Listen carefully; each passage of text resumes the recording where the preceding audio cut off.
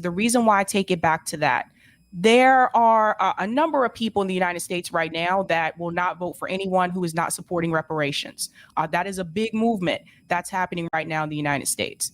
There are a number of people that will not support a party or a candidate that does not support universal health care or does not support an increase in the minimum wage or these economic issues and social issues as well. But you can also say reparations is still an economic issue.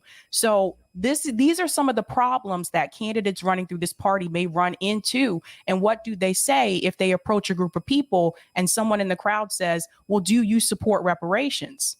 Does this party support reparations? That's a big one. Yeah, so I'll describe a meeting I had with a group of ministers in West Chicago who are Black, and they don't think that the Democratic Party has necessarily been delivering for them and their community, and so they've become forward aligned. Now, I support a political system where we can actually have good things happen for people in a way that's not possible under the current system. And we're in many ways a successor to a third-party movement that was led by a Black woman named Honora Fulani, where she was the first Black woman to get on the ballot in all 50 states as an independent in 1988. And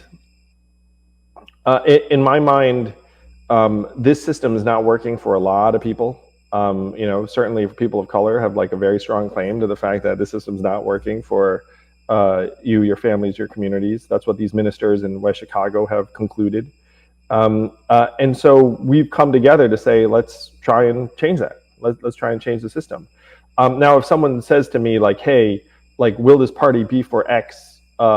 My challenge to them is be like, well, it will be if you join and then make the case and get enough people on your side, because Andrew Yang's not defining what this party is for and not for. So like organize and become part of the party and let's figure it out, or like let's change the system, and then you can make your case to people around the country.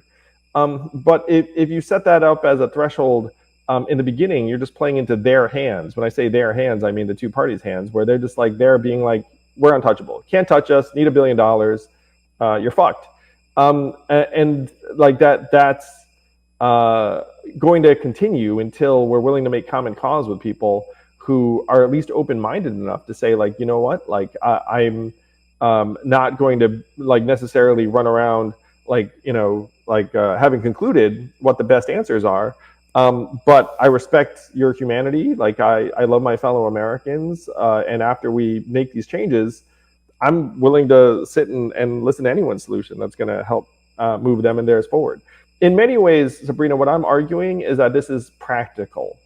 There are some people that will be turned off by practicality.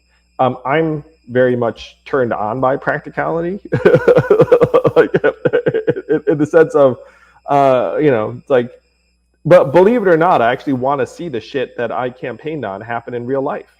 And then I've concluded this is the best way to make it happen. So it's what I'm doing.